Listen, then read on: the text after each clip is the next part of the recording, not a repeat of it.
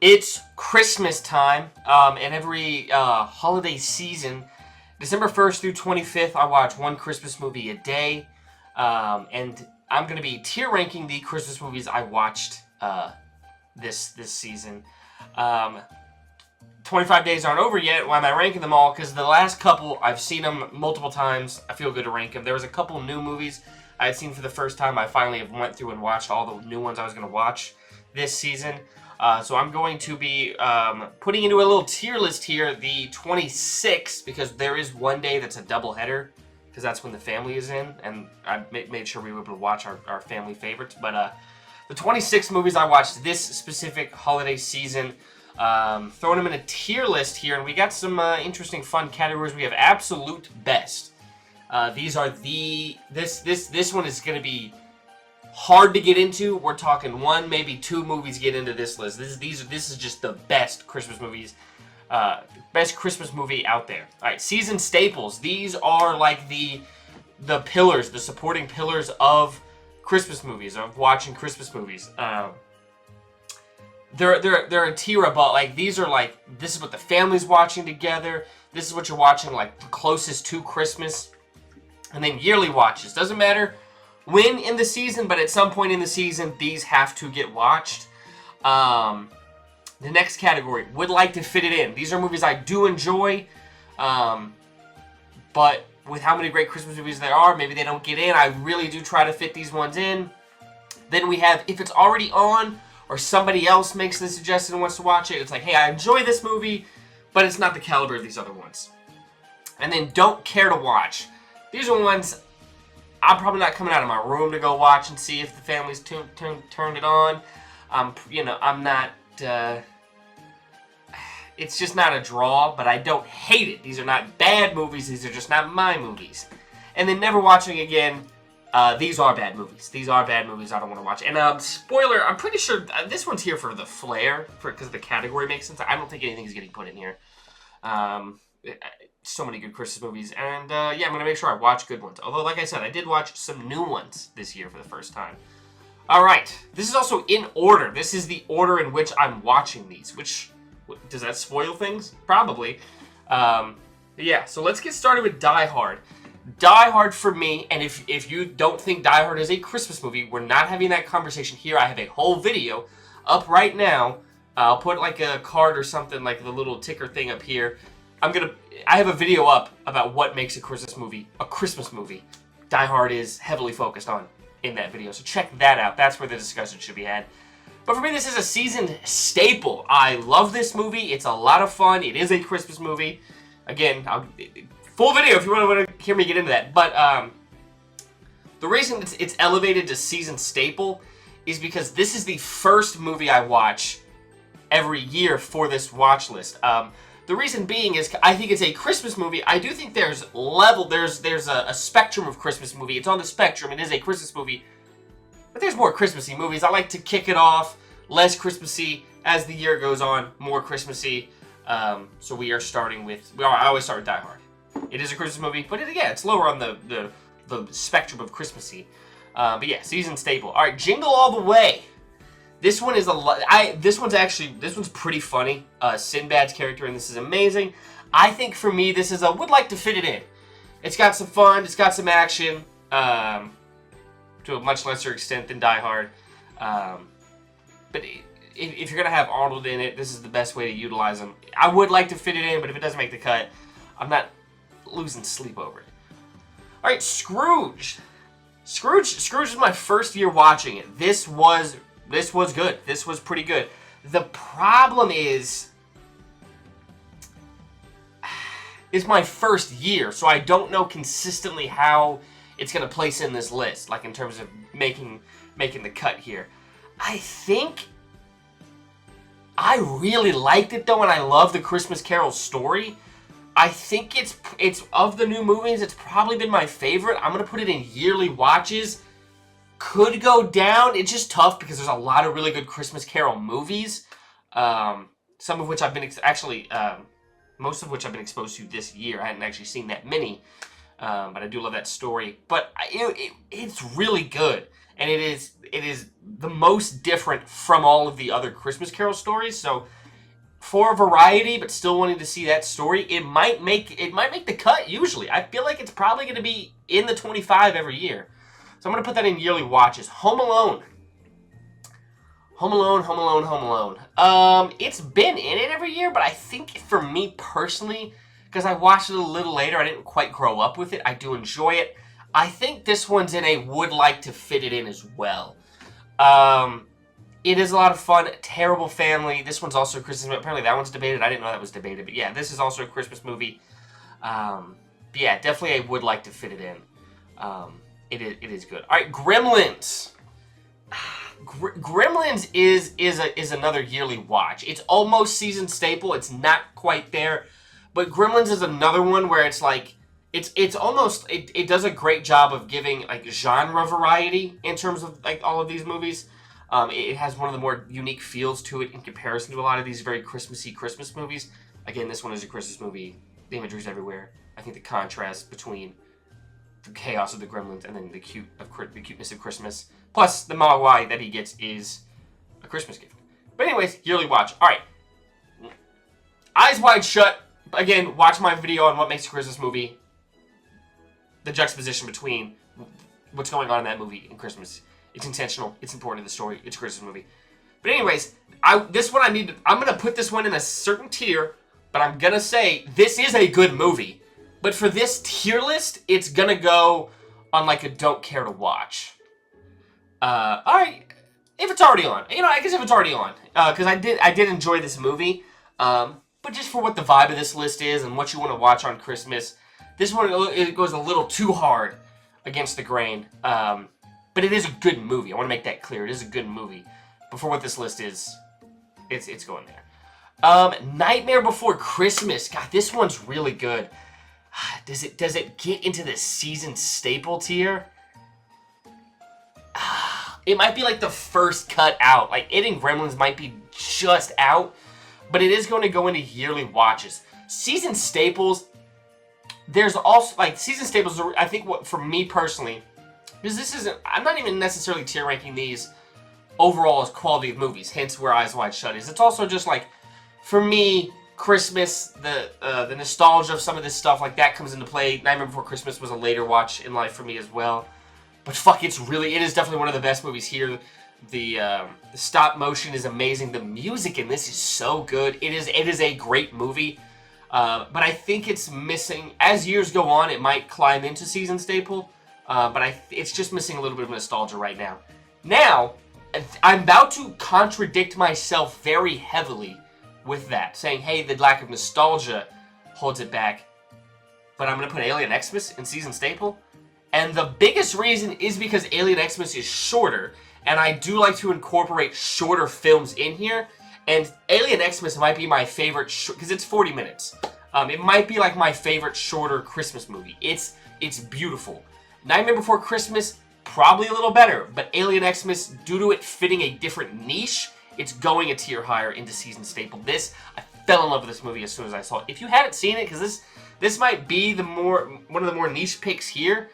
If you haven't seen it, go watch this. This is such a cute movie. Like I said, it's only 40 minutes. All right, How the Grinch Stole Christmas. This is the 60s version. This is another, if it's already on. So it is like it's like the shortest one here. I think it's like 23 minutes. It or Prepper Landing is like the shortest one here. It's cool. It's nostalgic. It's one for one of the book. It's cute. It has the least depth of anything here. I mean, Cindy Lou Who. We're gonna get into the other Grinches here, the other Cindy Lou Who's here. All of them significantly better backstory, depth, built up change of heart. It's a little more sudden in this original one. It's still good. I still enjoy this movie, but when I've seen the other Grinch stories and they just do everything better than this one, it's gonna fall down here. If it's already on because it's short, it's cute, it is nostalgic.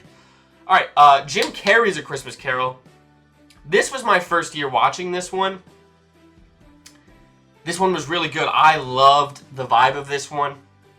This is apparent. I think of the Christmas Carol stories I have here, I think this one is apparently, as I haven't read it, I need to read it because I love it so, all the adaptations I've seen of it. I need to take the time to read it itself, but it apparently follows the story a little better because of the eeriness and some of the more darker elements that this one does incorporate. I like the animation, like the motion capture style of it. And I like the environments, like the quick scenery change that this movie has. It's really good. The problem is, like, that story, I love that story. There's a lot of them, so it's harder to, like, crack, up into these top tiers. Is it a yearly watch? I don't think it quite is. I think it's going to be in a would like to fit it in. If I'm doing Christmas, because this year there was a Christmas Carol every Wednesday. It was Wednesday. Wednesday was Christmas Carol Day. I was watching a different Christmas Carol movie every Wednesday. If I do something like that again, it'll probably make the cut. But if I want to go more variety in the story, it's probably going to be left out. I'm going to have to put it in would like to fit it in. Fred Claus. Fred Claus has been a yearly watch, but is it like truly in that category?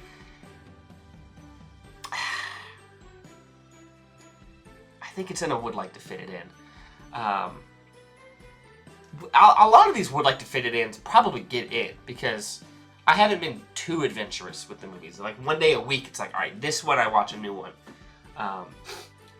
Partly because watching a Christmas movie a day every day, like, you gotta find the time for it. So some of these, I'm like, they're in the background as I'm doing other shit. But anyways, yeah, I think it's gonna be in a would like to fit it in. I mean, one of the biggest reasons is because there's another Vince Vaughn movie in this list that's better and holds the stronger place with my family. And that's Four Christmases. Four Christmases is hilarious. This might be the funniest of these 26 films here. It's great, the difference in the four Christmases they go to, because it's a couple, both from divorced families, so each parent, they're going to a different Christmas. Highly recommend. It is really funny. All right, The Apartment. This was another first-year watch this time, and this one is going to be going into, I'm sorry to the old heads, I love older movies. I love a good black and white film. If you're thinking, hey, there's one at the very end, that means you watched this last. Does that mean something? Spoilers, it does. But this one just did not hit for me. I'm gonna put this one in don't care to watch. Not a bad movie, but man, it was dated at certain points with some of the way people were acting, and also just the story of, like, this guy being in a love triangle with his own boss and knowing she's, like, in love with his boss and, like, not immediately being like, oh, okay, I don't want you then. Interesting choice. But anyways, Santa Claus is coming to town. I'm going to slap this one. This one, again, fighting for season staple. I'm going to put it into yearly watches because this is one I usually, because season staples, I'm thinking I'm with other people because we all want to watch this. There's that camaraderie of watching it. I'm usually watching this one by myself, but I love this one. It is my favorite Santa origin, and how they explain every little detail about why he is how he is. But yeah, yearly watch for sure. All right, Polar Express is a...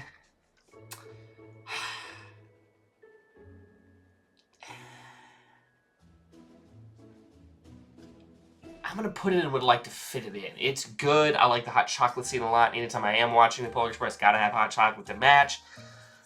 But it just, I don't know, man. Like, maybe it's just I've seen it a bunch. I care a little less about the specific characters. I connect with them a little less. But yeah, I'm just going to put it in a would like to fit in. All right, Grinch Illumination. This one might have the best music, even outside of the Tyler, the Creator stuff. Like, even just the normal traditional Christmas music they put in it is really good. I like some of the additions. I like the yak that they throw in here, adding another step and layer to why the Grinch has his change of heart. I really enjoy. Yeah, just a lot of positives with this movie. I think it looks great. Benedict Cumberbatch is great as the Grinch.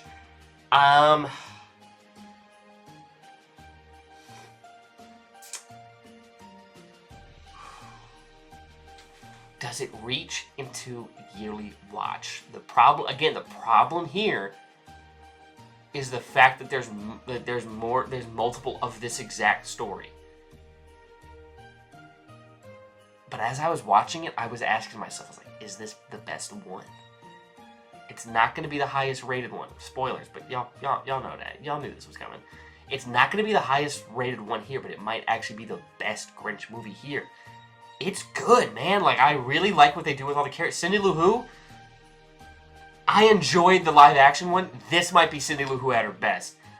Her dynamic with her mom and the driving force that gives her of like wanting to have her single mom who's working 2 jobs. Single mom who works 2 jobs. God, it's good, guys. It's really good. I'm gonna put it into yearly watches. It might be the best Grinch movie. Mickey's Christmas Carol. All right, this one is probably this is cute. This is fun. Would like to fit it in. If one day I'm like, hey, I know I'm gonna be busy. Let me schedule in a really short Christmas movie. This is gonna be one that competes for that. Yeah, it's really cute. It's kind of the same vibe with Prep and Landing. One, I get the comfort of the Christmas Carol story, which I really like, but Prep and Landing, more unique story. I like the fucking military scout elves that go in and prep everything for Santa. An old head learning to love what he does again. Really good, really good. All right, next up is Arthur Christmas. Arthur Christmas, not too dissimilar from Prep and Landing with some of because Steve, the guy behind the Christmas operation that year, that boy, he's suited up like he's in the military. You can kind of see it right here, like that's red and green, right, camo that bro's rocking. It's really good. It's probably going to be in rotation every year. It's probably a yearly watch. It's good. It's cute. James McAvoy as Arthur is great. My family likes this one a lot. That's what helps bring it up into yearly watches. All right, Tokyo Godfathers. I just watched this one for the first time. This one was fun. It was fun at times, deep and heavier, and a little more emotional at other times. I low-key want to rewatch it. I might need to marinate on this one. Right now, I'm kind of leaning if it's already on, and I think the biggest disadvantage is I watched it subbed. I didn't watch it dubbed. I don't know if there's a dub. It just auto was subbed. And it's hard to fit in a lot of these movies every day without having some of them be background and having to read the subtitles. It makes it not being able to be background. And the ones that I know for sure I'm going to be locked in and watching, like at that point, like I'm later in the season and I'm with family and they're not going to want to watch this. But this was a good film. This was a good film, but it's a newcomer. I might need to marinate on it. The story is better than some of the ones above it, but just in terms of watching every year for Christmas, it's probably going to be in if it's already on tier.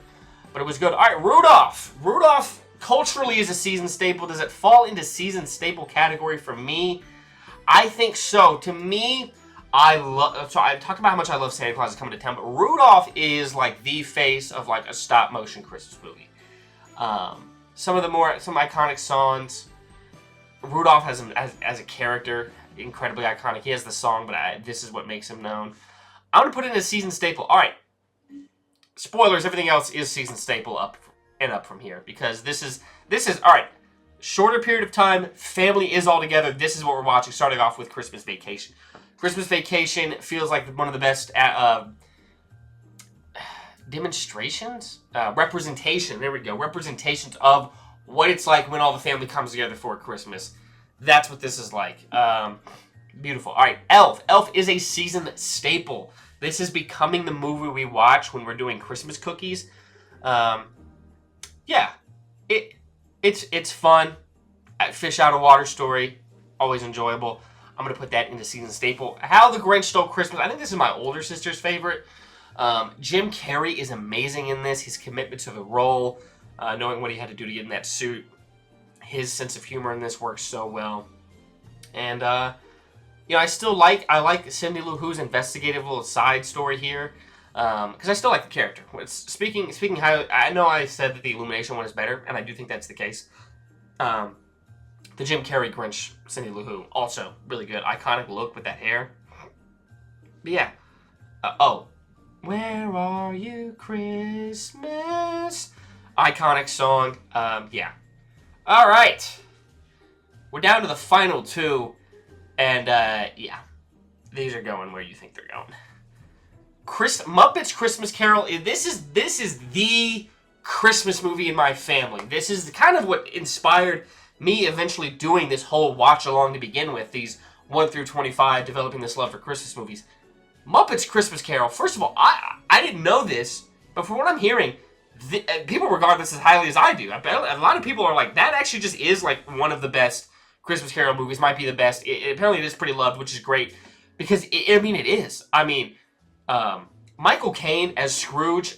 He's probably the best Scrooge I've seen. Bill Murray plays his own, like, because he's not Scrooge, he's a different guy. He gives a great performance in this. Jim Carrey is great as that Scrooge, but man, Michael Caine, he is so good in this. Gonzo narrating as Dickens, amazing. The music in this, really good. The reason we watch it Christmas Eve, because Kermit sings a little tune about there only being one more sleep till Christmas. It's great. Yeah, I love that movie so much. This has the most nostalgia for me. It might be the movie I've seen the most because it's my entire life. This has been a family tradition of watching this movie every Christmas Eve. You know, we do our Christmas Eve gifts. It's always pajamas. We go, we change, we sit down, we watch Muppets Christmas Carol. That is the most consistent thing in my family's Christmas ever. We've moved around a lot. We've moved every 3 years, like my whole life. The consistency of this, no, it doesn't matter where we are, this is happening. And then my personal favorite Christmas movie ever since I saw this, I fell in love. It's a Wonderful Life is a beautiful movie. It is so good.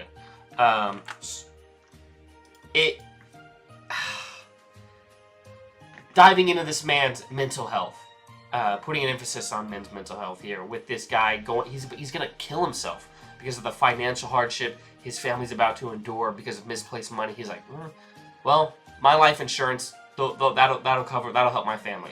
He's gonna kill himself. All right, and then he's like, man, I wish I'd never even been born because of everything that's been going on. My dreams didn't come true.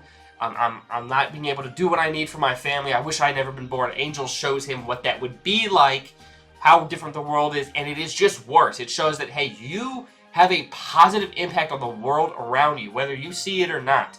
You matter. And he's like, you know what? I'm glad to be alive. I'm going to endure whatever happens here. And then the whole town rallies to help him. And keep him out of jail. Keep the building and loans afloat. Just one of the best moments in any of these movies is the town coming together in support of George Bailey. That's the whole second half of the movie. By the way, the entire second half of this movie is him. Billy, I'm having the craziest day. Hey, I don't know you. Why are you touching on me? Oh, it's me, George Bailey. You know me. I've never seen you before a day in my life. Why, you, me, and Mr. Rattlefoot used to blah, blah, blah, blah. And he's like, oh, if you know Mr. Rattlefoot, then he's a scoundrel. You must be one, too. You're no friend of mine. He's like, oh, no. That's the entire second half of this movie. But fuck, I love it. My favorite Christmas movie of all time. It's a Wonderful Life. But yeah. Yeah, so I didn't watch any bad Christmas movies this year, thankfully. But yeah, this is my tier list for Christmas movies. Let me know what you think down in the comments below. What's your favorite Christmas movie? What should I watch next year? Because this was the first year I really emphasized watching some new ones. How many new ones did I watch? 1, 2, 3, 4, 5, 6. I watched 6 new movies this year because I want the comforts, I want the classics. So I'm not gonna go overboard with the new ones, but recommend some other ones that are not other ones that I've seen. Christmas with the Cranks, which it's probably either yearly watch or season staple based on how my family. It just didn't make the cut this year, so maybe I'd have to put it in yearly watch. But which means it's not getting watched yearly. But I actually probably will still wind up watching this movie in these next couple days. It's just not on the list. Yeah, it's somewhere around there. Medea Christmas, both the movie and the play. Both would probably fall in the would like to fit it in. Didn't fit it in this year. I'm trying to think of other Christmas movies I see somewhat consistently, or at least have memories of. Charlie Brown Christmas. for me, that's what would like to fit it. And I mean, it's really good. The music is great. I really enjoy all these movies here. Like these are, I look forward to watching these. But it's Christmas movies. It's tough. It's tough. Yeah. But anyways, like I said, that's gonna do it. Comment something down below, please. Helps the video out. Like the video, of course, and then subscribe to catch more stuff on this channel. I got a fucking banger of a Power Ranger video coming out, 6.5 hours long. So if you're into that type of shit, tune the fuck in, dude. First video of the new year is gonna be that one. But yeah, thank you so much for watching, and as always, keep gaming. Still fuck Nico Harrison. I don't care that he's fired. Still fuck that guy.